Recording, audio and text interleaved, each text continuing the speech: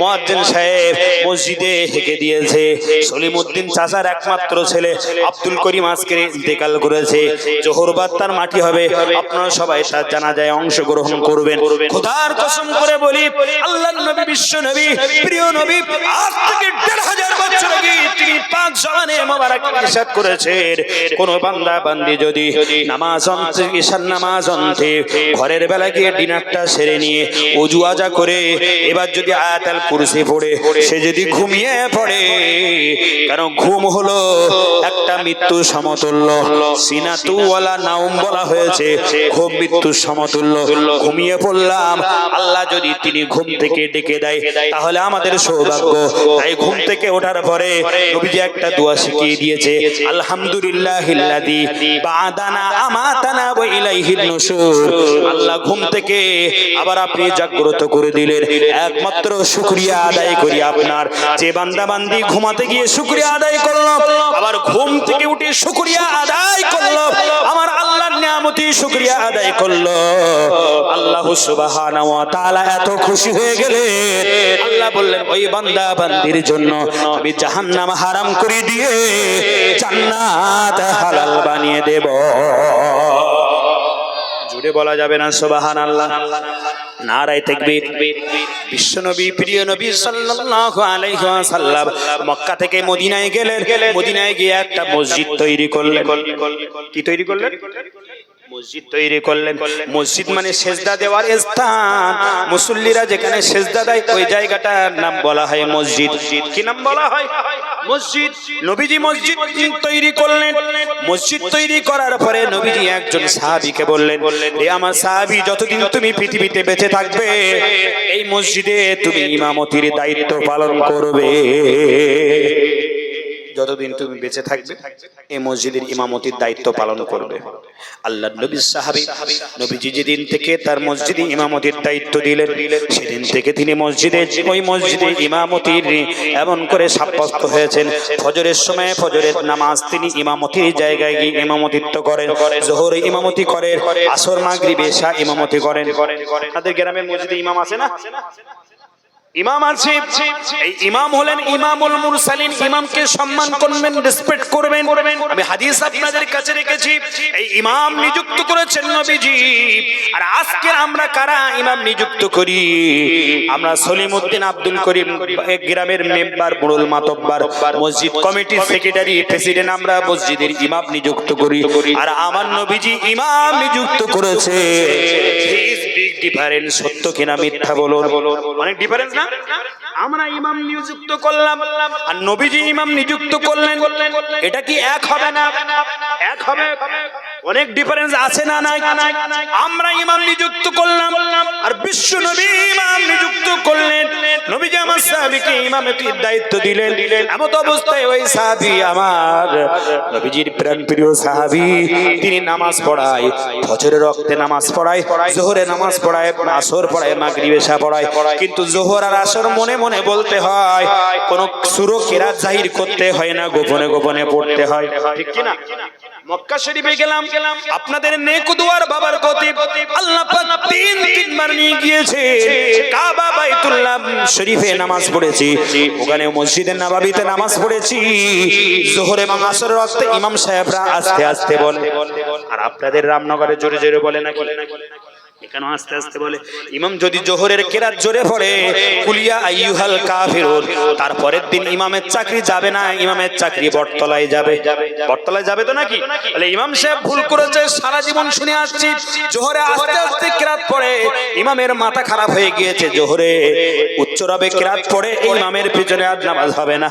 আমার ভাইয়েরা, বন্ধুরা, গোটা বিশ্বের যেখানে যেখানে মসজিদ আছে, জোহর এবং আসরের ওয়াক্তে ওই মসজিদে আস্তে আস্তে তেলাওয়াত করে। ঠিক কিনা?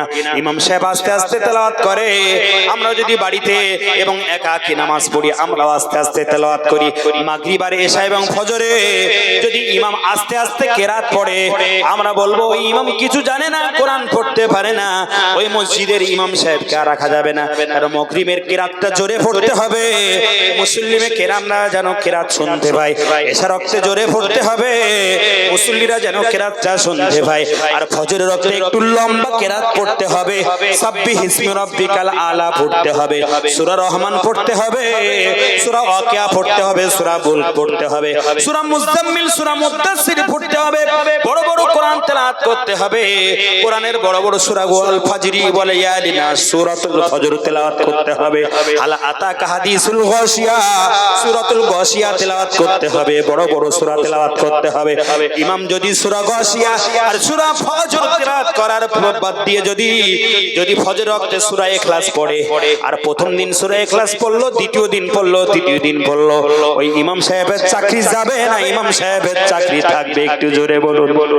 সূরা ইখলাস দ্বিতীয় রাকাতে সূরা ইখলাস পড়ছে, প্রথম রাকাতে একটা সূরা পড়ে দ্বিতীয় রাকাতে সূরা ইখলাস পড়লো, একদিন পড়লো, দুদিন পড়লো, তিন দিন পড়লো, এক সপ্তাহ পড়লো, লাগাতার যদি এক মাস পড়ে তাহলে ইমাম সাহেব আর অন্য কোনো সূরা যায় না, লেখাপড়া কিছু শিখিন, কোরআন তেলাওয়াত জানে না, শুধু এই নামাজে সূরা ইখলাস পড়ে, এর পিছনে আর নামাজ হবে না, ওর পিছনে কলকাঠি নাড়ানো শুরু হবে।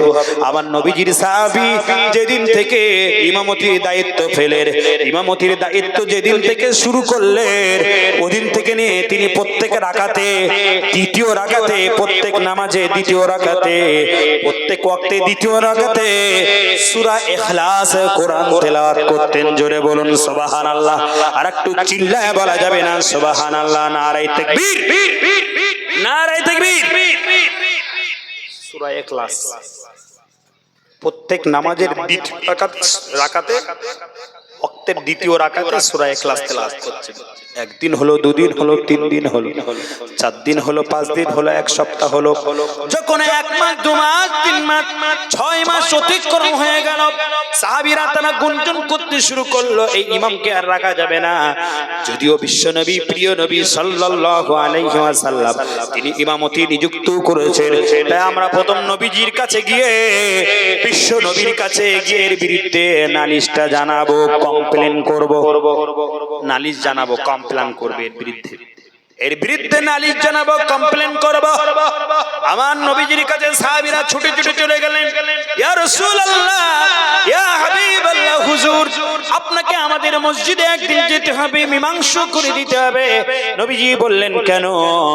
বিশ্বনবী বললেন, ইয়া রাসূলুল্লাহ আপনি এমন একজন নবী সাহাবীকে দিলেন, সে প্রত্যেক ওয়াক্তে দ্বিতীয় রাকাত সূরা ইখলাস কোরআন তেলাওয়াত করে, আর আমরা মুসল্লিরা সহ্য করতে পারি না, ওই সূরা ইখলাস তেলাওয়াত করার জন্য বিভ্রান্ত হচ্ছে মুসল্লিমে কেরামরা। আপনাকে একবার যেতে হবে, ওয়েলকাম ইয়া রাসূলুল্লাহ, আপনি চলুন আমাদের মসজিদে, আপনি সালাত আদায় করবে। বিশ্বনবী, প্রিয় নবী তিনি মসজিদে আসলেন, সালাত আদায় করবেন। সাহাবী নামাজ পড়ালেন, দ্বিতীয় রাকাতে সূরা ইখলাস দিয়ে নামাজ হয়ে গেল। সাহাবীকে বসতে বললেন, এই তোমরা সবাই বসে পড়বে।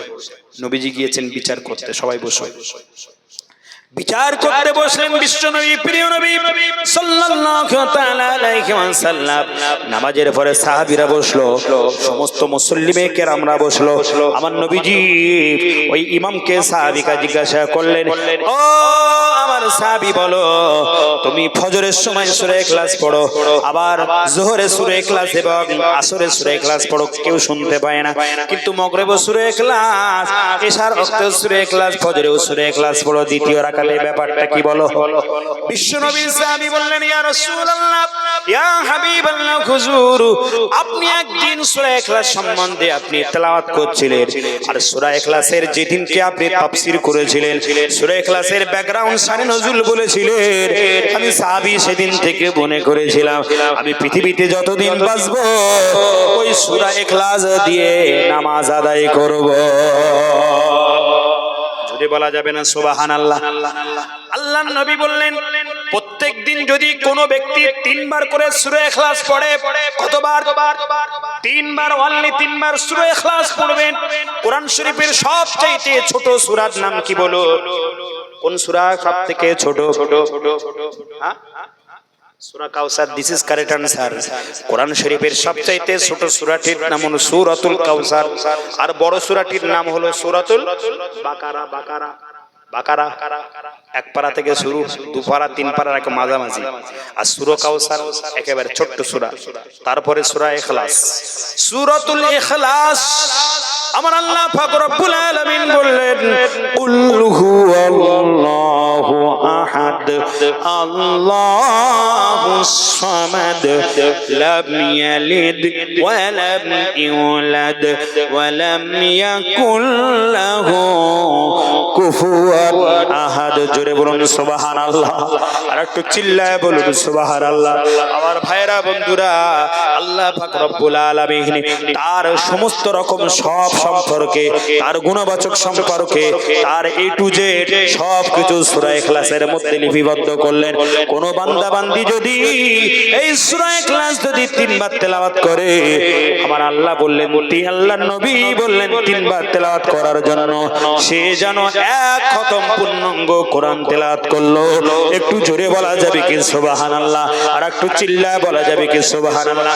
আল্লাহর নবী সাহাবীকে জিজ্ঞাসা করলেন, ও সাহাবী, কেন তুমি সূরা ইখলাস পড়লে? আমার ভাইরা কি চমৎকার উত্তর দিয়ে দিয়েছিলে, আমরা নামাজের মধ্যে পড়ি ইহদিনাস সিরাতুল মুস্তাকিম, ওটা তো আমরা পড়ি কিন্তু মানে মতলব বুঝি না, সেজন্য আমরা আল্লাহকে আমরা আল্লাহ বলে সেজন্য বিশ্বাস করি, কিন্তু ঠিক মতো নেই না, আমরা সর্বসময় পরভর্ষ নির্শীল হয়ে যায়। কিন্তু আল্লাহ বললেন, ওয়া মা খালাকতুল জিন্না ওয়াল ইনসা ইল্লা লিয়াবুদুন।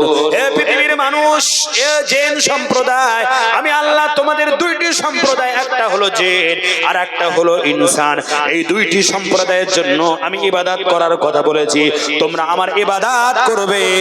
আমি আল্লাহ তোমাদের ইবাদত করার জন্য পৃথিবীতে পাঠিয়েছি, তোমরা হলো বান্দা, তোমরা ইবাদত গুজরবে।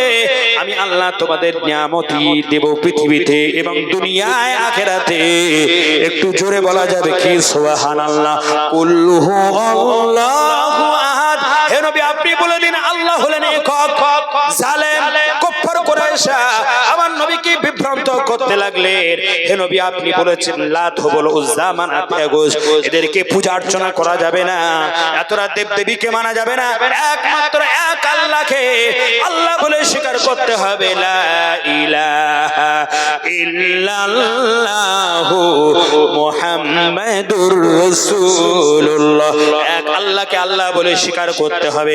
আল্লাহ ছাড়া কোনো মাবুদ নাই, আল্লাহ ছাড়া কোনো উপাস্য নাই, আল্লাহ ছাড়া কোনো ইলাহা নাই, আল্লাহ ছাড়া কোনো প্রভু নাই, আল্লাহ ছাড়া কোনো বিধানদাতা নাই।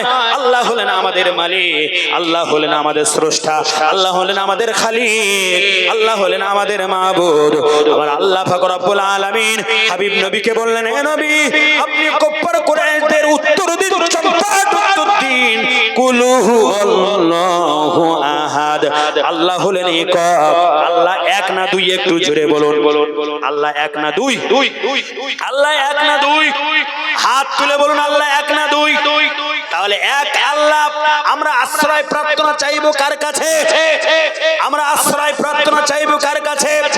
হায়াতের মালিককে, মৌতের মালিককে, সম্মানের মালিককে, খাওয়ানোর মালিককে, আসমানের মালিককে, জমিনের মালিককে। লিল্লাহি মা ফিস সামাওয়াতি ওয়াল আরদ। আসমানের উপর জমিনের নিচে যা কিছু সৃষ্টি আছে, একমাত্র তামাম পৃথিবীর অবিশ্বস্ত এবং সার্বভৌমত্ব যার, তিনি হলেন আল্লাহ। একটু জোরে হবে কি সুবহানাল্লাহ? আর একটু জোরে বলা যাবে না সুবহানাল্লাহ? আল্লাহুস সামাদ। আল্লাহ কারোর মুখাপেক্ষী নয়। লাম ইয়ালিদ, তিনি কারোর থেকে জন্মগ্রহণ করেননি। ওয়ালা ইউলাদ, এবং আল্লাহ কাউকে জন্ম দেননি, মানে আল্লাহর কোনো ছেলে মেয়ে নেই। ওয়ালাম ইয়াকুল লাহু কুফুয়ান আহাদ। আমার আল্লাহ সব চাইতে পাক নিয়ন্ত্রণ। একটু জোরে বলা যাবে কি সুবহানাল্লাহ? আল্লাহর হাবিব কি চমৎকার উত্তর দিলেন সাহাবী। সাহাবী বললেন, ইয়া রাসূলুল্লাহ, আমি যখন ফজরের নামাজ আদায় করতে ঘুম ভেঙে যায়, আমি কার ইবাদত করব, কার শুকরিয়া আদায় করব, কার গুণ কীর্তন গাইবো, আর কি দিয়ে গুণ কীর্তন গাইবো?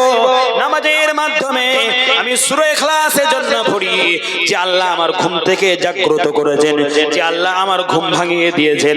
আমি তো ঘুমিয়ে পড়েছিলাম, পৃথিবীতে আর নাও উঠতে পারতাম, আল্লাহ আমাকে ঘুম থেকে আবার দুনিয়া থেকে দিয়েছে, সূর্য থেকে দিয়েছে, দুনিয়া আসমান থেকে দিয়েছে। সেজন্য আমি প্রথম আল্লাহর সূরা ইখলাস দিয়ে আমি নামাজ আদায় করি।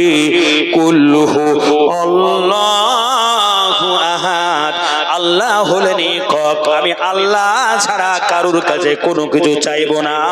জোরে বলা যাবে কি সুবহানাল্লাহ। আমার নবীজি সাহাবীকে বললেন, ঘুম থেকে জাগ্রত করলে, ঘুম থেকে তুমি উঠে সকালবেলা আল্লাহর গুণকীর্তন গাইলে, আল্লাহর নামের প্রশংসা করলে, আল্লাহর নামের জপ জিকির করলে, স্বীকৃতি প্রদান করলে, জোহরের রাতে গিয়ে তুমি কেন সূরা ইখলাস তেলাওয়াত করো? সাহাবী বললেন, ইয়া রাসূলুল্লাহ, ইয়া হাবিবাল্লাহ, হুজুর, আল্লাহ আমাকে এমন করে ফজরের নামাজের পরে আমি কাজ কর্ম করতে গেলাম।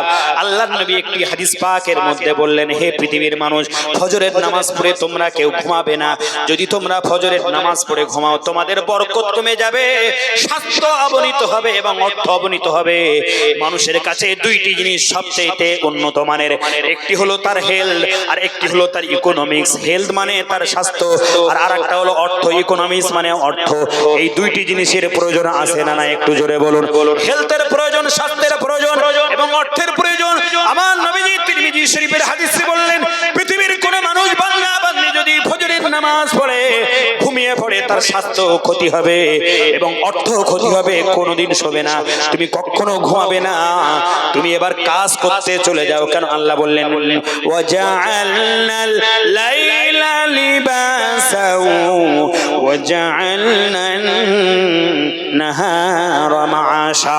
আল্লাহ বললেন, রাতকে আমি আবরণী করে দিয়েছি, রাতকে সজ্জা করে পাঠিয়ে দিয়েছি, রাতকে আমি আরামদায়ক করে পাঠিয়েছি। আমার বান্দা বান্দি বৈশাখ মাসে, চৈত্র মাসে ক্ষেত আবাদি করতে যাবে, কৃষি খামারে কাজ করতে যাবে, কেউ বা ড্রাইভার কষ্ট করে গাড়ি চালাবে, কেউ বা শ্রমিক এমন করে শ্রমিকের কাজ করবে, রাজমিস্ত্রি প্রখর রৌদ্রতে কাজ করবে, বিভিন্ন রকম কাজ করে জীবিকা নির্বাহ করবে, সারাদিন পরিশ্রম করবে।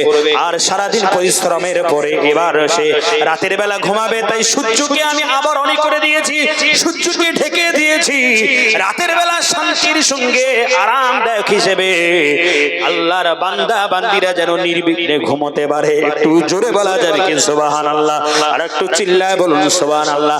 আল্লাহ কত বড় আমাদের প্রতি নিয়ামতি দান করেছে রাতকে। কিন্তু আজকের ছেলেরা, আজকের যুবকরা রাতের বেলা না ঘুমিয়ে সারা ধরে মোবাইল ঘোচাঘুচি করে। ছেলেরাও মোবাইল ঘোচাঘুচি, ছেলে একটা মোবাইল, মেয়ে একটা মোবাইল, বউ একটা মোবাইল, বড় একটা মোবাইল। কেন? ভাইয়ের কাছে অ্যান্ড্রয়েড সেট। ভাবি বলছে, তুমি যদি আমার অ্যান্ড্রয়েড সেট না দাও, একটা মাল্টিটাচ সেট যদি না দাও, এমন করে তোমার কাছে আমি আর বেশি দিন থাকতে পারবো না। বর্তমান যুগে মাল্টি সেট যদি না থাকে, ফেসবুকে বন্ধু বান্ধবী বানানো যাবে না, হোয়াটসঅ্যাপে চ্যাটিং করা যাবে না। তাই তোমার কাছে যেমন মাল্টিমিডিয়া সেট আছে, আমাকে একটা দিতে হবে। আমি রামনগরের মেয়েদের বদনাম টদনাম দেব না, এদের কাছে আমপাড়া মার্কা ছোট্ট একটা সেট আছে, শুধু হ্যালো আর খবর বলো, ওখানে ঘাটাঘাটি করার কোন রকম সুযোগ থাকে না, সিনেমাও দেখা যায় না, এমন করে ভাইয়েরা আবার নাবল নাটক দেখা যায় না, সিরিয়ালও দেখা যায় না, নায়ক নায়িকার ছবিও পর্যন্ত দেখা যায় না। শহরতলিতে আছে, বসিরহাটে চলে যান, ছেলের একটা মোবাইল, মেয়ের একটা মোবাইল, বরের একটা মোবাইল, বউয়ের একটা মোবাইল, শাশুড়ির একটা মোবাইল, শ্বশুরের একটা মোবাইল, ছেলের একটা মোবাইল, বৌমার একটা মোবাইল, প্রত্যেকের কাছে আলাদা আলাদা মোবাইল। আগে ছিল একটা পাড়ায় একটা টিভি, এখন প্রত্যেকের পকেটে টিভি ঢুকে গিয়েছে। তাই তো ভাইরাস হচ্ছে। কেন? আজকের আল্লাহ একটা একটা নিয়ামত আমাদের থেকে তুলে নিচ্ছেন। আল্লাহ বাবরি মসজিদ আমাদের থেকে তুলে নিয়েছেন। জাহিরউদ্দিন মোহাম্মদ বাবর, মোগল সম্রাটের প্রথম বাদশা, তার নাম হলো জাহিরউদ্দিন মোহাম্মদ বাবর। পানিপথে প্রথম যুদ্ধ করলেন 1526 সালে। পানিপথে যুদ্ধ করে এমন করে ভাইজান মালুদিকে হারিয়ে মোহাম্মদ বীর বাকির রহমাতুল্লাহ আলাইহি যুদ্ধ করে প্রথম তিনি সেনাপতিত্ব লাভ করে প্রথম বাংলার মসনদে নয় ভারতবর্ষের মসনদে প্রথম সম্রাট হিসেবে বিবেচিত ছিলেন, যার নাম হলো সম্রাট বাবর। বাবরের ছেলের নাম হলো হুমায়ুন, হুমায়ুনের ছেলের নাম হলো এমন করে আকবর, আকবরের ছেলের নাম হলো শাহজাহান, শাহজাহানের ছেলের নাম হলো এমন করে ভাইজান হুমায়ুনের ছেলের নাম হলো শাহজাহান, শাহজাহানের ছেলের নাম ঔরঙ্গজেব, এমন করে বাদশাহিত্য সুলতান আলাউদ্দিন খিলজি থেকে শুরু করে ভারতবর্ষের মসনদে 750 বছর ধরে ভারতের মুসলমানরা রাজত্ব চালিয়েছিল, কেউ তাদেরকে হটিয়ে দিতে পারেনি। একটু জোরে বলা যাবে কি সুবহানাল্লাহ, আর একটু চিল্লায় বলা যাবে কি সুবহানাল্লাহ। একটানা 750 বছর ধরে রাজত্ব করেছে।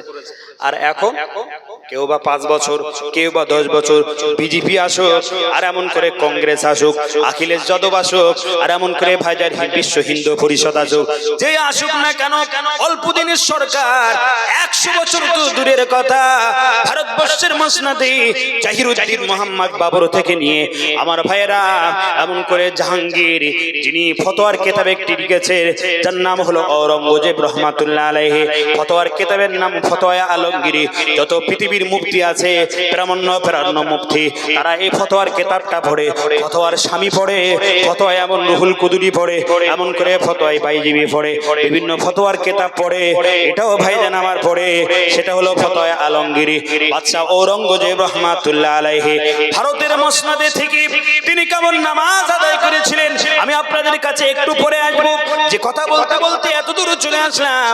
আর আজকের আমরা সাধারণ মানুষ একটু চাষ করি, কেউ বা ব্যবসা বিজনেস করি, কেউ বা চাকরি বাকরি করি, কেউ বা এমন শ্রমিকের কাজ করি। মুয়াজ্জিন সাহেব আযান দিচ্ছে, হাইয়া আলাস সালাহ, এসো তোমরা নামাজের জন্য, হাইয়া আলাল ফালাহ। এই নামাজের মধ্যে সকল কাম আমরা কেউ যাই না। রমজান মাসে শুধু আমরা মনে করি নামাজ পড়তে হবে, আর রোজা চলে গিয়েছে, মসজিদে ভিড় ভাট্টা কমে গিয়েছে, আমরা মুসলমানরা মনে করি শুধু রোজার মাসে নামাজকে ফরজ করা হয়েছে। আল্লাহ পাক বললেন, হে পৃথিবীর মানুষ, আমি তোমাদের কাছে মৃত্যুর আগ পর্যন্ত নামাজকে ফরজ করে দিয়েছি। নামাজ যদি বসে না পড়তে, দাঁড়িয়ে না পড়তে পারো, বসে তোমাকে আদায় করতে হবে। বসে যদি না পড়তে পারো, শুয়ে শুয়ে তোমাকে আদায় করতে হবে। শুয়ে শুয়ে যদি তুমি এমন করে ব্রেন মস্তিষ্ক ভালো থাকে, সেই অবস্থায় তোমার নামাজ কাজা করা যাবে না। আর নামাজ কাজা করে যদি দুনিয়া থেকে বিদায় নাও, নামাজ জানাজা হবার আগে তোমাকে কাফারা আদায় করে দিতে হবে। কাফারা, কাফারা। আর আজকের যুগের ছেলে মেয়েদের কত রকম নামাজ আমাদের কাজাই হচ্ছে। এক ওয়াক্ত নামাজ যদি ইচ্ছাকৃতভাবে কাজা করি, 80 হপ্পা দোজকে আগুনে পুড়তে হবে। আমার নবীজি আজ থেকে 1500 বছর আগে পাক জমানে মোবারকে তিনি ইরশাদ করেছেন, আমার ভাইয়েরা বন্ধুরা, সাহাবীরা কেবল নামাজ পড়েছিলেন। আমি যে সাহাবীর কথা বলতে বলতে এত দূর আসলাম, যে সাহাবী প্রত্যেকদিন সূরা ইখলাস তেলাওয়াত করে। নবীজি জিজ্ঞাসা করলেন, দুপুরবেলা জোহরের সময় কেন তুমি সূরা ইখলাস তেলাওয়াত করো? সাহাবী বললেন, ইয়া রাসূলুল্লাহ, ইয়া হাবিবাল্লাহ, হুজুর, যে আল্লাহ আমার পরনের মালিক, যে আল্লাহ আমার খাওয়ানোর মালিক, আমি মাঠে কাজ করতে যেতে পারতাম না, এমন করে ব্যবসা বিজনেস করতে যেতে পারতাম না। আল্লাহ আমার হায়াত দিয়েছে, আল্লাহ আমার শরীর সুস্থ রেখেছেন, তাই মাঠে ঘাটে গিয়েছি, কাজকর্ম করতে গিয়েছি। আমি একটু জোহরের সময় যদি সেই আল্লাহকে আমি তার শুকরিয়া আদায় না করতে পারি, আমার মনটা বড় খারাপ হয়ে যাবে, আমি বড় ভেঙে পড়বো। ইয়া রাসূলুল্লাহ, ইয়া হাবিবাল্লাহ, আমি সেজন্য জোহরের ওয়াক্তে এমন একটা সূরা তেলাওয়াত করব যেটা পূর্ণাঙ্গ আমার আল্লাহর শুকরিয়া আদায় হয়, সেটার নাম হলো সূরাতুল ইখলাস। একটু জোরে বলা যাবে কি সুবহানাল্লাহ? আমার নবীজি সেই সময় সাহাবীকে বললেন, আসরের সময় কেন তুমি সূরা ইখলাস তেলাওয়াত করো? নবীজি বলেছে, তুমি দুপুরবেলা একটু ভাত খেলে, ভাত খাওয়ার পরে একটু শুয়ে পড়বে, তাই বলে তুমি ঘুমাবে না। ব্যাটারি যেমন চার্জ নেয় ওরকম তুমি চার্জ নেবে। যদি বেশি ঘুমিয়ে পড়ো, ভুঁড়ি তোমার এমন করে বেড়ে যাবে, আর ভুঁড়ি বেড়ে গেলে অনেক রকম রোগ তোমার সৃষ্টি হবে। তাই দুপুরবেলা তুমি ঘুমাবে না, একটু ব্যাটারি যেমন চার্জ নেয় মোবাইলে, ওরকম একটু চার্জ নেবে। বেশিক্ষণ লম্বা তুমি ঘুমিয়ে পড়বে না, একটুখানি তুমি শুয়ে পড়বে, বিছনেখানা উসনে সোনা ওইখানে শুয়ে পড়বে। শুয়ে পড়ার পরে আবার আসরের সময় এমন করে মুয়াজ্জিন সাহেব আযান দেবে, হাইয়া আলাস সালাহ, সাথে সাথে তুমি নামাজ আদায় করবে। যদি সম্ভব হয় অবশ্যই জামাতের সঙ্গে আদায় করবে, কেন মসজিদে ইমাম রাখা হয়েছে, জামাতের সঙ্গে আদায় করলে 70 গুণ বেশি সওয়াব হবে। একটু জোরে বলা যাবে কি সুবহানাল্লাহ। মদিনার মসজিদে নববীতে যখন আজান দেওয়া হয় সাহাবীরা সব পাগল হয়ে যায় নবীজির পিছনে ইমামতিতে নামাজ পড়ার জন্য। আজও পর্যন্ত সেই ট্রেডিশন মসজিদের নববীতে আছে। কোন হাজী হুজ্জাজে কেরামরা উমরা করতে যাক আর হজ করতে যাক 40 ওয়াক্ত নামাজ মসজিদের নববী শরীফেতে আবার তাকবীরে উলার সঙ্গে তারা আদায় করে। তাকবীরে উলা মানে ইমাম সাহেব আল্লাহু আকবার বলল, মুক্তাদিদের সাথে সাথে আল্লাহু আকবার বলতে হবে। আমার ভাইরা তাকে তাকবীরে উলা বলা হয়। ইমাম সাহেবরা আল্লাহু আকবার বলে সুবহানাকা আল্লাহুম্মা ওয়া বিহামদিকা ওয়া তাবারাকা ইসমুকা ওয়া তাআলা জাদ্দুকা ওয়া লা ইলাহা গায়রুকা। এটা হলো নামাজের মধ্যে সানা। এই সানা আমাদের পড়তে হয়। এই সানা পড়ার সাথে সাথে মুক্তাদিরা যদি নিয়ত করে তাকবীরে তাহরিমা এইভাবে বেঁধে নেয় আর ইমাম সাহেব সূরা ফাতিহা আলহামদুলিল্লাহ শুরু করার আগে যদি নিয়তটা কমপ্লিট করে তাকে তাকবীরে উলা বলা হয়। এই তাকবীরে উলার সঙ্গে 40 ওয়াক্ত নামাজ যদি মসজিদে নববী শরীফেতে কোন হাজী হুজ্জাজে কেরামরা পড়ে এমন করে আদায় করে, আল্লাহর নবী 1500 বছর আগে বললেন যে বান্দা বান্দি মসজিদে নববীতে গেল আর 40 ওয়াক্ত নামাজ ইমামের পিছনে আদায় করলো তাকবীরে উলার সঙ্গে, আমি নবীজি ঘোষণা দিলাম জাহান্নামের আগুন তার জন্য হারাম হয়ে গেল। জোরে বলা যাবে না সুবহানাল্লাহ? নারে তাকবীর, নারে তাকবীর। নবীজি বললেন 40 ওয়াক্ত নামাজ। একবার উমরায় যাবেন, মক্কা শরীফে উমরা করে তওয়াফ করে যখন মসজিদে নববীতে যাবেন দেখবেন হাজী হুজ্জা মুসল্লিমে কেরামরা পাটি নিয়ে পাগলের মতো ছোটাছুটি করে মসজিদে ইমামের পিছনে নামাজ পড়ার জন্য। আর আমরা ওই যে রমজান ছিল, রমজান মাসে পড়ছিলাম, একেবারে পুরো ভিড় ভাট্টা, এক রাকাত 2 রাকাত 3 রাকাত পুরো মসজিদ পুরো বন্ধ, বাইরে ভিড়। শুধু কি রমজান মাসে ফরজ করা হয়েছে? সারা বছর ফরজ করা হয়েছে। সেই আয়াতটা আপনাদের কাছে রেখেছি। আমার ভাইয়েরা ব্যাখ্যা বিশ্লেষণ বেশি করতে পারবো না, তাফসীর শুরু করেছি। 1 নম্বরে গোড়ায় বলেছিলাম আল্লাহর নবীকে আল্লাহ পাক বললেন তেলাওয়াত করো, কোরআন তেলাওয়াত করো। আমি এটা বলতে বলতে এত দূরে এগিয়ে আসলাম আমার ভাইয়েরা বন্ধুরা। সাহাবীকে আবার জিজ্ঞাসা করলেন, ও সাহাবী তুমি আসরের ওয়াক্তে সূরা ইখলাস পড়ো, মাগরিবের ওয়াক্তে পড়ো, এশার ওয়াক্তে কেন পড়ো? আল্লাহর নবী সাহাবী বললেন, ইয়া রাসূলুল্লাহ সারা দিন ধরে জাগ্রত অবস্থায় ছিলাম, আল্লাহ আমার হায়াত দিয়েছেন, আমি আল্লাহ পাক রব্বুল আলামিনের একজন নগণ্য বান্দা। আমি ঘুমানোর আগে বিছানায় যাওয়ার আগে আমি বাঁচবো কি বাঁচবো না জানি না, পরের দিন উঠবো কি উঠবো কিনা জানি না। কারণ আল্লাহ বললেন কুল্লু নাফসিন যায়িকাতুল মাউত, প্রত্যেক প্রাণীকে একদিন না একদিন মৃত্যুর আস্বাদ গ্রহণ করতে হবে। ইদা জাআজালুহুম লা ইস্তাখিরুনা সাআতা ওয়া লা ইস্তাকদিবুন, যখন যার সময় এসে যাবে এক মুহূর্ত পর্যন্ত আগে এবং পরে করা হবে না। সাহাবী বললেন, ইয়া রাসূলুল্লাহ ঘুমিয়ে পড়বো যদি এবার মারা যায়, ইন্তেকাল করি, সেজন্য আমি প্রাণ ভরে আমি আমার মাবুদের বড় একটা, আমি আমার মাবুদের হাম, আমি আমার মাবুদ, আমি আমার স্রষ্টা, আমি আমার আল্লাহ, আমি আমার প্রভুর গুণকীর্তন, আমি আমার আল্লাহর সুজদা, আমি আল্লাহর প্রশংসা জনম জনম ভরে ইশারতে করে নেব যদি আর পৃথিবীতে বেঁচে না থাকতে পারি। আল্লাহর নবী হাবিবুল্লাহ দয়ার নবী বললেন, ও সাহাবী শুনে রেখে দাও, আল্লাহ পাক রব্বুল আলামিন এখনই জিবরাইলকে বললেন, রে জিবরাইল তুমি যাও আমার নবীকে জানিয়ে দাও আমি আল্লাহ ওই সাহাবীর প্রতি রাজি, আমার নবী যেন ওই সাহাবীর প্রতি রাজি হয়ে যায়। আল্লাহর নবী সাহাবীদের সামনে বললেন, ও আমার সাহাবীরা বলো তোমরা রাগান্বিত আছো?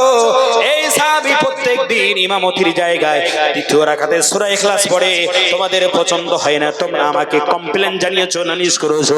আমি নবীজি বলছি এখনই জিবরাইল আসলো আল্লাহর পক্ষ থেকে, আল্লাহ জিবরাইলকে জানিয়ে দিল, হাবিব আমি আল্লাহ পাক রব্বুল আলামিন স্বয়ং ওই সাহাবীর প্রতি রাজি। একটু চিল্লায় বলা যাবে কি সুবহানাল্লাহ? আর একটু জোরে বলা যাবে কি সুবহানাল্লাহ? আজ থেকে বাবাজিরা, আমার ভাইয়েরা বন্ধুরা, আমার মায়েরা বোনেরা সব সময় কোরআন তেলাওয়াত করবেন, অন্তত পক্ষে সূরা ইখলাস পড়বেন। রাস্তায় গিয়েছেন, ঘাটে গিয়েছেন, মাঠে গিয়েছেন, গাড়িতে আছেন, মনে মনে তেলাওয়াত করবেন, সূরা ইখলাস তেলাওয়াত করবেন।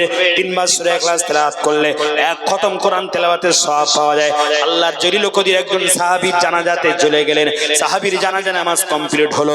হাদিসটা লম্বা করছি না, যেহেতু তাফসীরটা শুরু করেছি।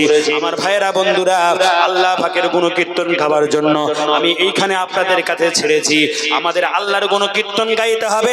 আজকের কেন আমাদের প্রতি মুসিবত, আমরা আল্লাহ ভোলা হয়ে গিয়েছি, আমরা নবী ভোলা হয়ে গিয়েছি, মসজিদ ছেড়েছি, নামাজের মুসাল্লা ছেড়েছি, কোরআন তেলাওয়াত ছেড়েছি, মাদ্রাসা ছেড়েছি, মদের আড্ডায় বসে আছি, তাসের আড্ডায় বসে আছি, জুয়ার আড্ডায় বসে আছি। কেউ বা ঘুষখোর, কেউ বা তাসখোর, কেউ বা বিড়িখোর, কেউ বা সিগারেট খোর, আবার কেউ বা জেনাখোর, কেউ বা এমন করে গানখোর, বিভিন্ন রকম হারাম কাজ করতে করতে আমরা একেবারে বিবার হয়ে পড়েছি। শয়তানের কাজ বেশি বেশি করছি, আমরা মুমিনের কাজ করছি না। তাই আজকের আমাদের প্রতি মার পিটি পড়ছে। আল্লাহর বান্দা হতে গেলে খাঁটি ইখলাস নিয়েতে বান্দা হতে হবে, বান্দি হতে গেলে খাঁটি ইখলাস নিয়েতে বান্দি হতে হবে। নবীজি সাহাবী জানাজা হয়ে গেল, অগণিত আল্লাহর ফেরেশতারা এসে ওই জানাজায় হাজির হয়ে গেল। আল্লাহর নবী হাবিবুল্লাহ দয়ার নবীকে সাহাবীরা প্রশ্ন করলেন, ইয়া রাসূলুল্লাহ, ইয়া হাবিবাল্লাহ, হুজুর জানাজার নামাজে লক্ষ্য করলাম আমাদের মাথার উপরে ছায়া হয়েছিল, এগুলো কি?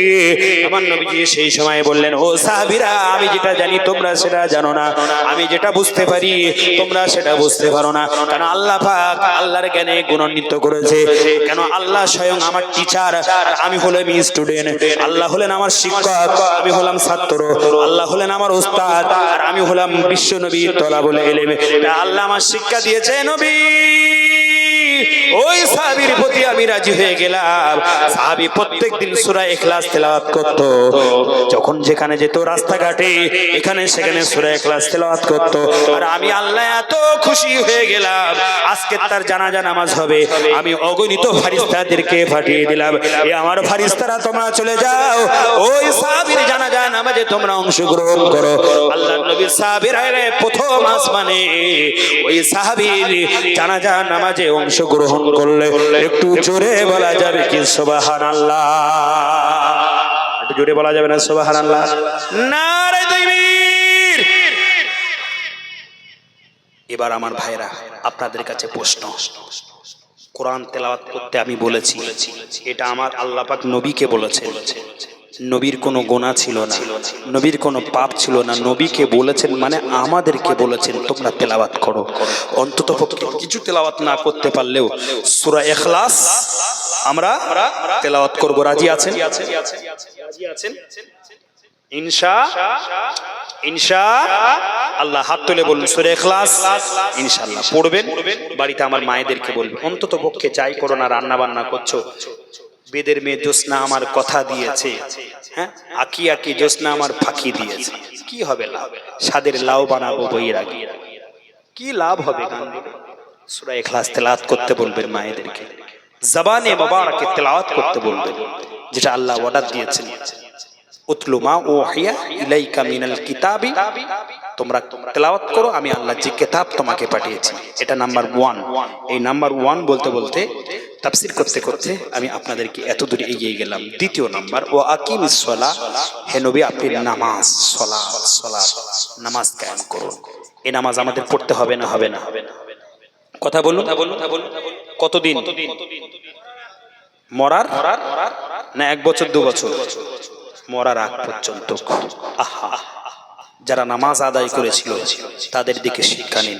আল্লাহর ওলিরা তারা একেবারে শেষ মুহূর্ত পর্যন্ত সমস্যায় জর্জরিত, ও রোগ আক্রান্ত, রুগ্ন শুকনো অবস্থায় কিভাবে তারা নামাজ আদায় করেছেন তাদের দিকে একটু শিক্ষা নিন। সাহাবীরা কিভাবে নামাজ আদায় করেছেন। আল্লাহর নবীর প্রাণ প্রিয় সাহাবী হযরতে আলী রাদিয়াল্লাহু তাআলা আনহু, নাম শুনেছেন? আলী কে ছিলেন? হযরতে আলী। হযরতে আলী যখন ইসলাম ধর্ম গ্রহণ করলেন, আলী ছিল যুবক, বয়স খুবই কম। হযরতে আলী আমার নবীজির কাছে এসে হাতে হাত দিয়ে ইসলাম ধর্ম গ্রহণ করলেন। আলীর বাবার নাম হলো আবু তালেব। কি নাম বললাম? আবু তালেব। হযরতে আলী ভয় পাচ্ছে যে আমি তো ইসলাম ধর্ম গ্রহণ করলাম, আমার বাবা যদি রেগে যায়, লুকিয়ে লুকিয়ে আমার নবীজিকে সাজাচ্ছেন, লুকিয়ে লুকিয়ে নামাজ পড়ছেন। হযরতে আলী যেদিন নামাজ পড়তে শুরু করেছিলেন, সেদিন থেকে নামাজের প্রতি এত মাহাব্বত, এত ভালোবাসা ছিলেন, আলীর পায়ে একটা বিষাক্ত তীরের আগা ফুটে গেল। তীরের আগা, খান্দুকের আগা, ছোট্ট টুকরা ফুটে গেল। হযরতে আলীর পায়ের থেকে আর পার করা যাচ্ছে না। অনেক হেকিম ডাকা হলো, তখন তো ডাক্তার ছিল না, হেকিমেও চিকিৎসা হতো, বৈদ্য ডাকা হলো আলীর পা থেকে সেই খান্দুকের টুকরাটা বার করার জন্য। ছোট্ট একটা টুকরা, খঞ্জারের টুকরা। হযরতে আলীর পা ফুলে গিয়েছে, পেকে গেছে, কিন্তু বার করতে পারছে না, কোন রকম হাত দিতে দিচ্ছে না, এত কষ্ট। হযরতে আলী রাদিয়াল্লাহু তাআলা আনহু এমত অবস্থায় আমার নবীজি বলছেন, ও আমার সাহাবীরা, আমার আলী যখন নামাজ পড়তে দাঁড়াবে তখন তার পা থেকে ওটা বার করে নেবে। জোরে বলুন সুবহানাল্লাহ। এটা জোরে বলা যাবে না সুবহানাল্লাহ? যে আলী ছিল কুফফারদের বিরুদ্ধে কঠোর, সেই আলীর পায়ের থেকে আপনার ছোট্ট একটা তীরের টুকরা বার করা হচ্ছে। হযরতে আলী ভুন্নক করে বুঝতে পারেনি। হযরতে আলী নামাজ পড়া কমপ্লিট করলো। সাহাবীরা বলল, আলী তোমার পায়ের দিকে একটু লক্ষ্য করো। নবীজির জামাতা হযরতে আলী রাদিয়াল্লাহু তাআলা আনহু, মা ফাতেমাতুজ জোহরা খাতুনে জান্নাতের স্বামী হযরতে ইমাম হাসান হুসাইনের আব্বা জান, আমার নবীজির জামাতা হযরতে শেরে খোদা আলী কাররামাল্লাহু ওয়াজহু, তিনি পায়ের দিকে তাকালেন, দেখলেন পায়েতে আর সেই খঞ্জরের টুকরাটা নেই। জোরে বলুন সুবহানাল্লাহ। জোরে বলা যাবে না? হযরতে আলী রাদিয়াল্লাহু তাআলা আনহু মসজিদে নববী শরীফে নামাজ পড়তে আসলেন। মসজিদে নববী শরীফে নামাজ পড়তে এসে হযরতে আলী এবার ঘরেতে প্রত্যাবর্তন করলেন। বিশ্বনবীর প্রাণ প্রিয় জামাই, ইসলামিক পিরিয়ডের চতুর্থ খলিফা হযরতে আলী রাদিয়াল্লাহু তাআলা আনহু মসজিদে নববী শরীফে ফজরের নামাজ পড়তে আসলেন। ফজরের নামাজ কমপ্লিট করলেন। আলী আর দেরি করলেন না অন্য দিনের মতো। অন্য দিন ফজরের নামাজ পড়ে অনেক দেরি করতেন, সেদিন আর দেরি করলেন না, তাড়াতাড়ি চাম্পাট করে বাড়িতে চলে গেলেন। কেন? খাতুনে জান্নাত ইমাম হাসান হুসাইনের আম্মা জান, যার নাম হলো হযরতে ফাতেমাতুজ জাহরা, আবার নবীজির কলিজার টুকরা হযরতে ফাতেমাতুজ জাহরা। নবীজির চারটি কন্যা সন্তান ছিল। একজনের নাম রুকাইয়া, আরেকজনের নাম উম্মে কুলসুম, আরেকজনের নাম জয়নাব, আরেকজনের নাম হযরতে ফাতেমাতুজ জাহরা রাদিয়াল্লাহু তাআলা আনহা। তিনি ছিলেন ইমাম হাসান হুসাইনের আম্মা জান, হযরতে আলীর স্ত্রী, ওয়াইফ, অর্ধাঙ্গিনী, আমার নবীজির কলিজার টুকরা, আমার নবীজির প্রাণ প্রিয় কলিজার টুকরা হযরতে খাতুনে জান্নাত সাইয়্যিদাতুন নিসা মা ফাতেমাতুজ জাহরা রাদিয়াল্লাহু তাআলা আনহার একটু জ্বর হয়েছে। আর ফাতেমা জ্বর হয়েছে বলে হযরতে আলী তিনি মসজিদে নববী শরীফে নামাজ আদায় করে অন্য দিনের মতো আর দেরি করলেন না, তাড়াতাড়ি করে মসজিদে নববী সেরে আলী এবার ঘরের দিকে প্রত্যাবর্তন করতে লাগলেন।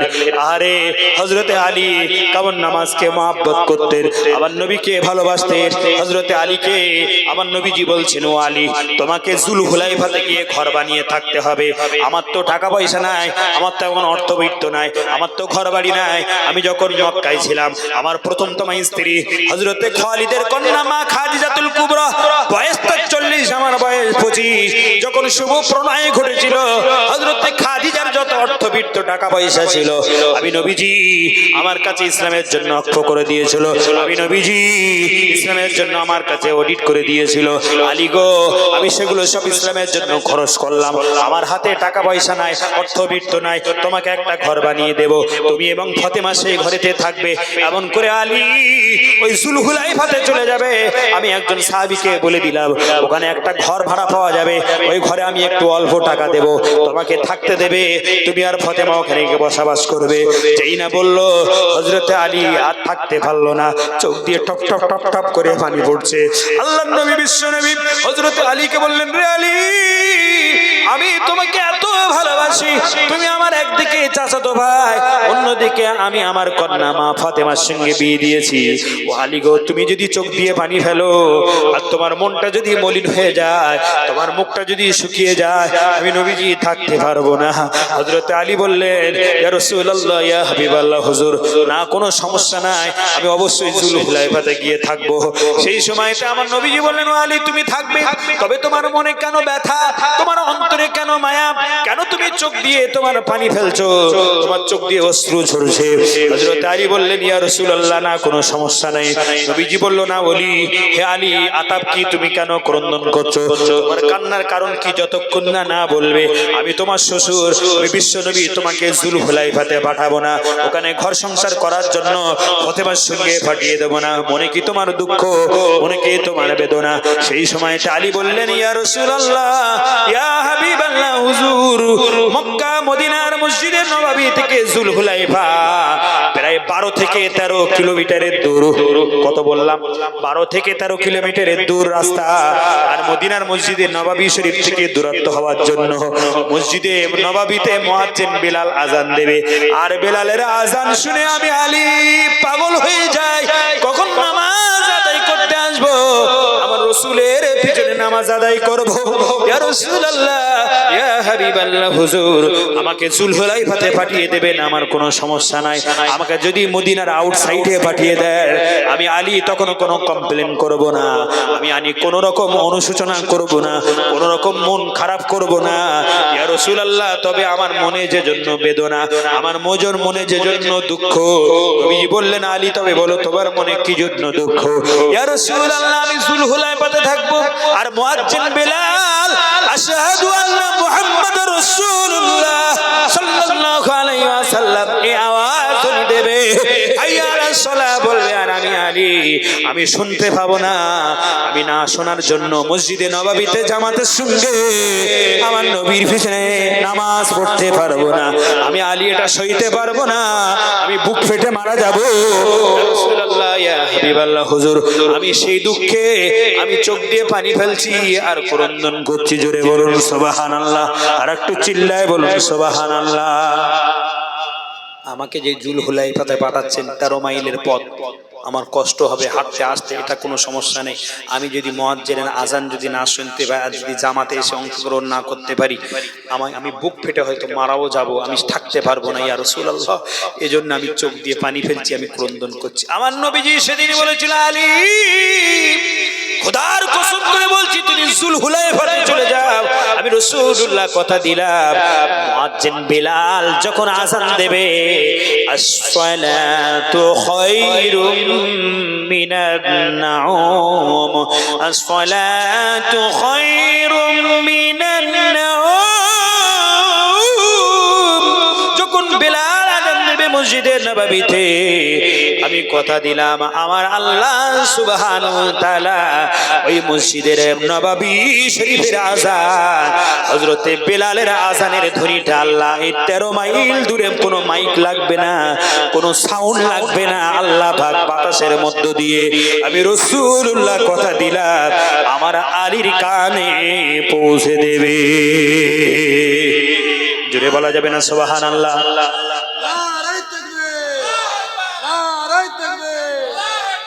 সম্মানিত আমার ভাইরা, মুসল্লিমে কেরাম, কি নামাজের প্রতি আমাদের মহাব্বত, আলীর কি মহাব্বত, আলীর কি ভালো। ইয়া রাসূলুল্লাহ, আমি জুলহুলাইফাতে যাব 13 মাইল দূরে, মুয়াজ্জিনের আযান শুনতে পাবো না, আর আপনার পিছনে এসে নামাজ পড়ব, আমি আলী হয়তো বুক ফেটে মারা যাব, তাই আমি ক্রন্দন করছি। নবীজি বললেন, আলী চিন্তা করো না, ফিকির করো না, আলী আমি কথা দিলাম, মসজিদে নববী শরীফেতে মুয়াজ্জিন বিলাল আযান দেবে, আসসালাতু খায়রুম মিনান নাওম, ওই আযানের ধ্বনি তোমার ঘরে পৌঁছে যাবে, যা দিয়ে তোমার ঘুম ভেঙে যাবে, তুমি মসজিদে নববী শরীফেতে অনায়াসে এসে আমি রাসূলুল্লাহ আমার পিছনে জামাতের নামাজ পড়তে পারবে। জোরে বলুন সুবহানাল্লাহ। আর একটু জোরে বলা যাবে না? কত ত্যাগ তিতিক্ষা, কত সহজ নয়, কত সহজ নয়। ইসলাম জিন্দা होता है हर करबला की बात। ইমাম হুসাইনের 82টা তীর, কটা বললাম? 82টা তীর সীমার ইয়াজিদের লোকেরা তীর নিক্ষেপ করলো হযরতে ইমাম হুসাইনকে লক্ষ্য করে। ইমাম হুসাইন ওই তীর সহ তিনি তখনও সিজদায় অবনীত করে আমার আল্লাহ মাবুদকে ডাকলেন। জোরে বলুন সুবহানাল্লাহ।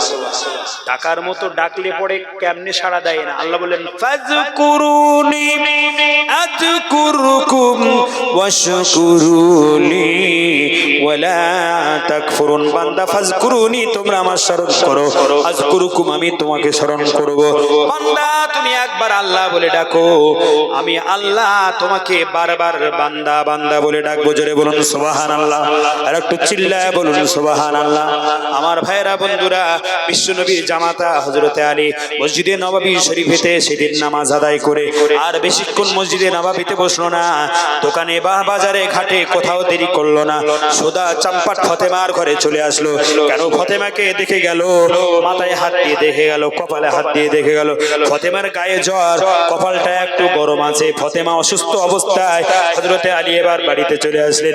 মা ফাতেমা রাদিয়াল্লাহু তাআলা আনহা তিনি এবার ক্রন্দন করছে, চোখ দিয়ে টপ টপ টপ টপ করে পানি পড়ছে। বিশ্বনবীর প্রাণ প্রিয় বেটি হযরতে ফাতেমাতুজ জাহরা খাতুনের জান্নাত চোখ দিয়ে পানি পড়ছে। হযরতে আলী আর সহ্য করতে পারে না, ফতেমাও কাঁদে, হযরতে আলীও কাঁদে, ফতেমাও কাঁদে, আলীও কাঁদে। কি মহাব্বত স্বামী স্ত্রীর মধ্যে! আর আজকে স্বামী স্ত্রীর মধ্যে বর্তমান যুগে আর মহাব্বত নাই। স্বামী স্ত্রীর মিলাদ আর আজকে আপনাদের কি করিনি, কোরআন হাদিস ওদিকে রাখেনি। যেদিন রাখবো সেদিন আলোচনা করব। স্বামী কাকে বলে, স্ত্রী কাকে বলে, স্বামীর কি হক আছে, স্ত্রীর কি হক আছে, কোরআন স্বামীর কতটা হক দিয়েছে আর এমন স্ত্রীর কতটা হক দিয়েছে, এই হক কিভাবে পালন করতে হবে, শয়নে কথনে এমন করে মিলেমিশে কিভাবে থাকতে হবে। আমার ভাইয়েরা বন্ধুরা, হযরতে আলীও কাঁদে, ফতেমা কাঁদে। কি মহাব্বত, কি ভালোবাসা! হযরতে আলী এবং ফতেমার কান্না যখন রোল পড়ে গেল, ইমাম হাসান হুসাইন আর থাকতে পারলো না। ইমাম হাসান হুসাইন দূর থেকে লক্ষ্য করছে, বাবাও কাঁদে, মাও কাঁদে। কোন সংসারে যদি বাবাও কাঁদে, মাও কাঁদে, বাচ্চারা কাঁদবে কি কাঁদবে না? বাবাও কাঁদে, মাও কাঁদে, বাচ্চারাও থাকতে পারবে না। কেউ তো কান্না মোছানোর নেই, কেউ তো চোখে কাপড় দিয়ে মোছানোর নেই। হযরতে আলী কাঁদে, ফতেমা কাঁদে। ইমাম হাসান হোসেন দৌড়ে এসে ক্রন্দন করতে লাগলো। ইমাম হাসান হোসেন কাঁদে, আলী কাঁদে, ফতেমা কাঁদে। এমন অবস্থায় আমার ভাইরা চট করে ইমাম হাসান, ইমাম হোসেনের আব্বা জান আলী বললেন, রে ফতেমা, তুমি বলো বলো, তুমি আজকের ক্রন্দন করছো কারণটা কি?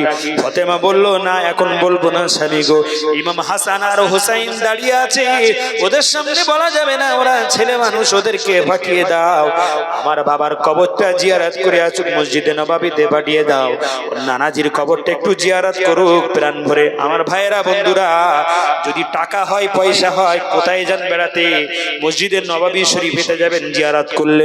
কারণ আমার নবীজি বলেছেন, মান যারা কবরি ফাকান্নামা বাদা মামাতি ওয়াজাবাত লাহু শাফাআতিহি।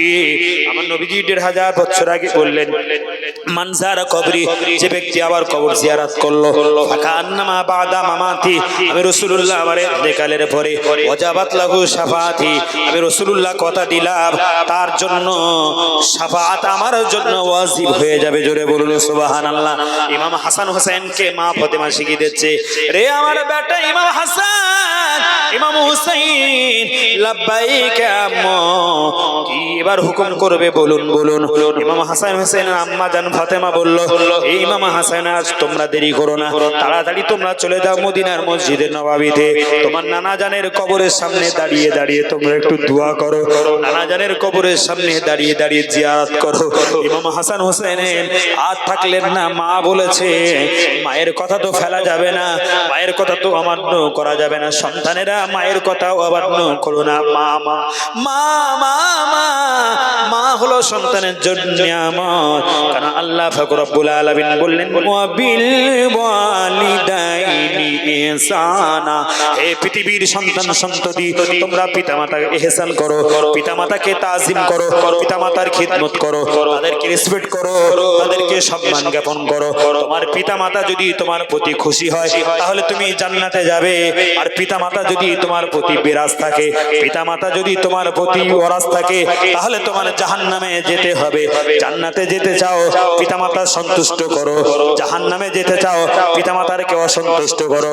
আমার নবীজির এমন করে দহৈত্রী ইমাম হাসান হোসেন মা বলেছে, আর এক মুহূর্ত দেরি করলো না, সহ্য করলো না, তাড়াতাড়ি করে মসজিদে নববী শরীফের দিকে চলে গেল। আমার নবীজির দুইজন দহৈত্রী আমার নবীজির মাজার মুকাদ্দাসের গিয়ে সালাম দিল, আসসালাতু আসসালামু আলাইকা ইয়া রাসূলুল্লাহ, আসসালাতু আসসালামু আলাইকা ইয়া হাবিবাল্লাহ, আসসালাতু আসসালামু আলাইকা ইয়া শাফিউল মুজনাবিন, আসসালাতু আসসালামু আলাইকা ইয়া রাহমাতাল লিল আলামিন, আসসালাতু আসসালামু আলাইকা আলাইকা ইয়া জাদ্দিল হাসান আল হুসাইন। জোরে বলুন সুবহানাল্লাহ। ইমাম হাসান হুসাইন তারা নানাজিকে সালাম দিলেন, ইয়া জাদ্দিল হাসান হুসাইন, এ হাসান হুসাইনের নানাজান কোথায় আছো? সালামের রিপ্লে করলো, এমন করে মাজার শরীফ থেকে দোয়া করতে লাগলো, জিয়ারত করতে লাগলো। আমার নবীজি বলল, ইমাম হাসান হুসাইন তোমরা আর বেশিক্ষণ তোমরা লম্বা দোয়া করো না। ও ইমাম হাসান হুসাইন, তোমরা হয়তো জানো না আমি নবীজি যেটা জানি তোমরা সেটা জানো না। ও ইমাম হাসান হুসাইন তোমরা চট জলদি চলে যাও তোমার মায়ের কাছে, তোমার মায়ের কাছে যাও। তোমার মাকে যদি তোমরা আর বেশিক্ষণ না দেখো, তোমার মাকে দুনিয়ায় আর তোমরা দেখতে পাবে না, তোমার মাকে দুনিয়ায় আর বেশিক্ষণ দেখা হবে না।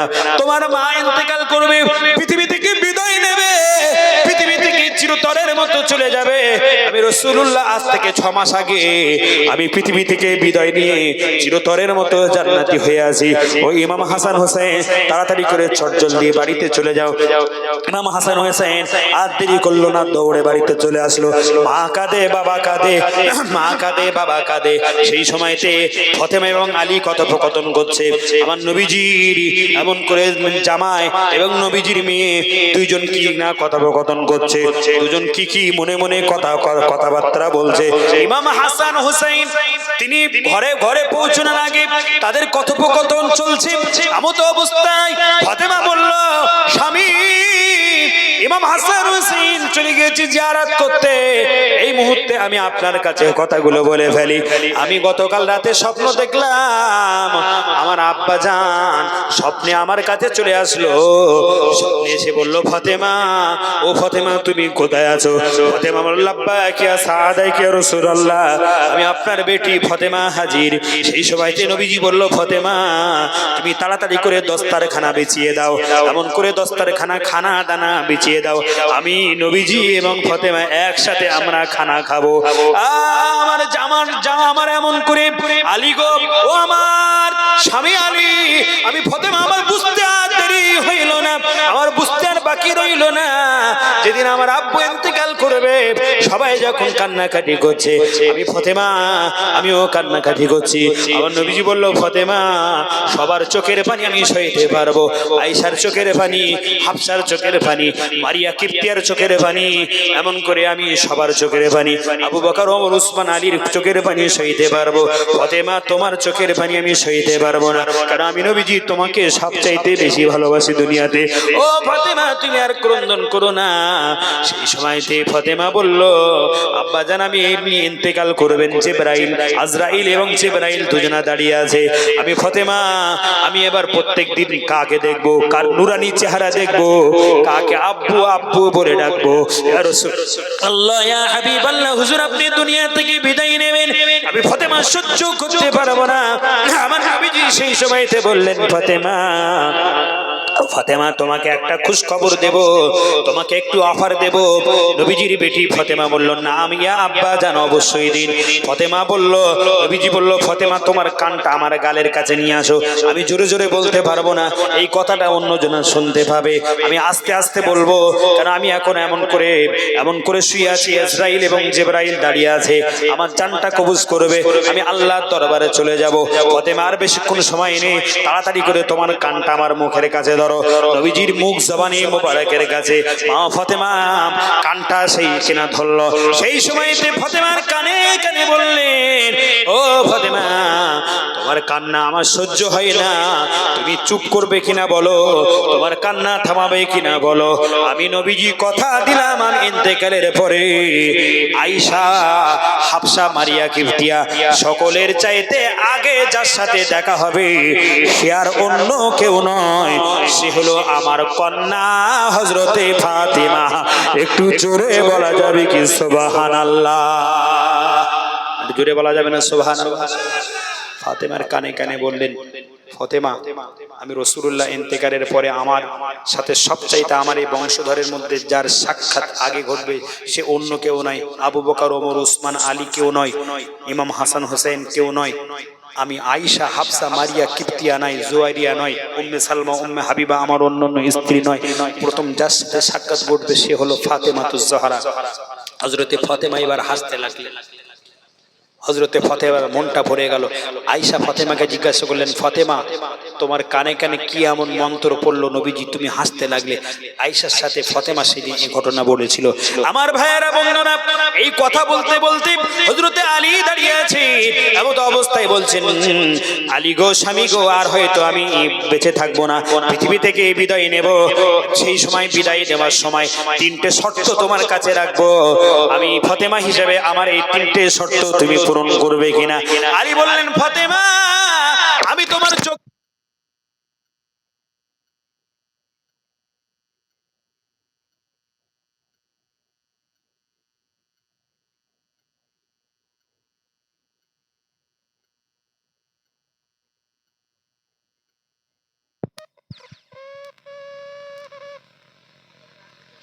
লা ইলাহা ইল্লাল্লাহ, লা ইলাহা ইল্লাল্লাহ মুহাম্মাদুর রাসূলুল্লাহ। চিন্তা করে দেখো রে মন, আপনাদের সবার চিন্তা হয়?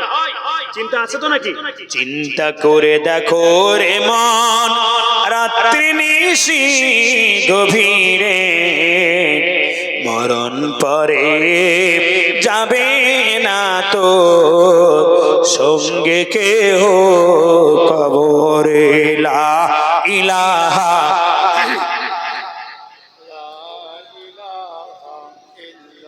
লা ইলাহা ইল্লাল্লাহ, লা ইলাহা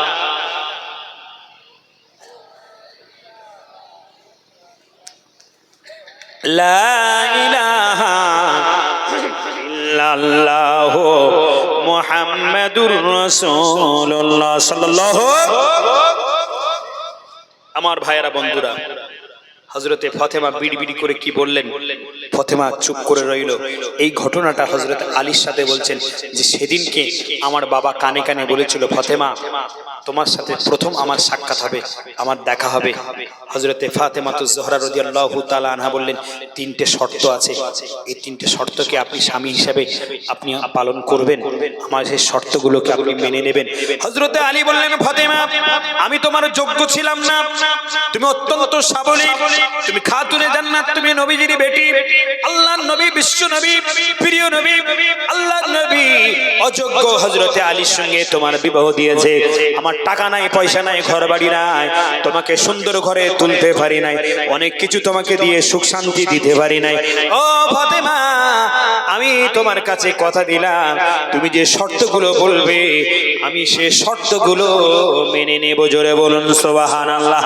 আর একটু চিল্লায় বলা যাবে কি সুবহানাল্লাহ? নারায়ে তাকবীর, নারায়ে তাকবীর, নারায়ে তাকবীর। আমি আজকের পানিগোবরা দরবার শরীফ থেকে এসেছি, ঠিক কিনা? ঠিক তো? আমার দাদুজান পানিগোবরা হাফেজ সাহেব হুজুর রহমাতুল্লাহ আলাইহি শেষ জীবনে নামাজ পড়তেন তায়াম্মুম করে।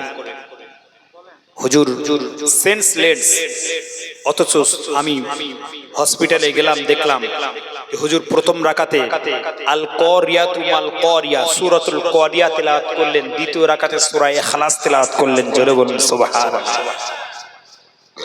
যে আল্লাহর ওলির কলবে জারি হয়ে গিয়েছিল, সবসময় জিকির ফিকির আল্লাহর কলব জারি করেছিল। পানিগোবরা হাফেজ সাহেব হুজুর রহমাতুল্লাহ সময় হলে ওলিদের নিয়ে যখন বলবো মাশাআল্লাহ। কটা বাজে? কটা পর্যন্ত বলতে ডট আমাকে টাইম বলে। হুজুর জিকির করতেন, আলা বিজিকিরিল্লাহি তাতমাইন্নুল কুলুব।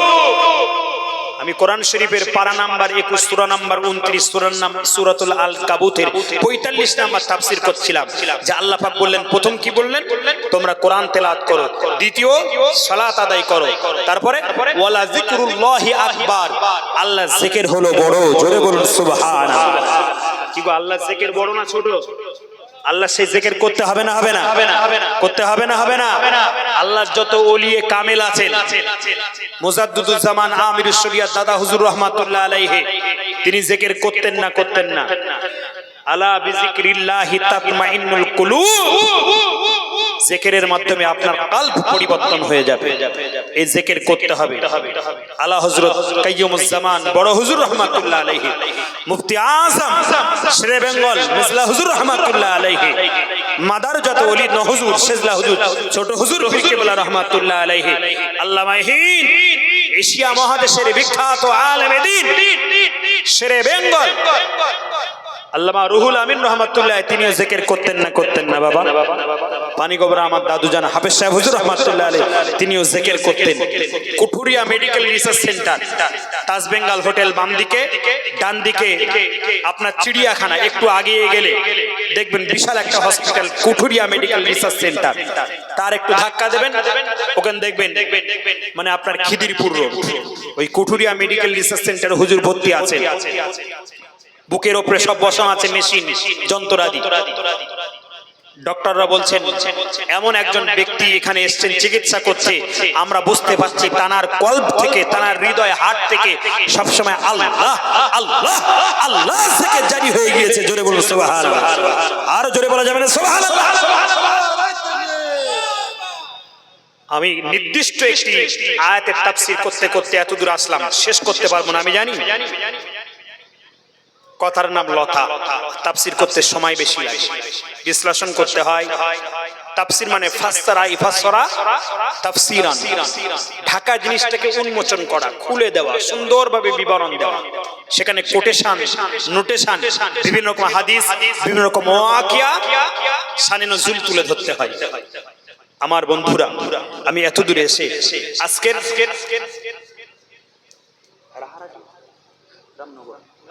রামনগর আগামী বছর এই মেহফিল চলবে, আবার তাফসীর হবে, আবার জলসা হবে। আপনারা কে কে চান একটু হাত তুলুন।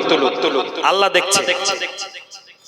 ওয়াকফ সংশোধনীয় বিল পাস করে নিচ্ছে, নিক না? আরে আল্লাহ আছে, ঠিক কি না? জান থাকতে তাদের ছেড়ে দেব, আমরা ছেড়ে দেব।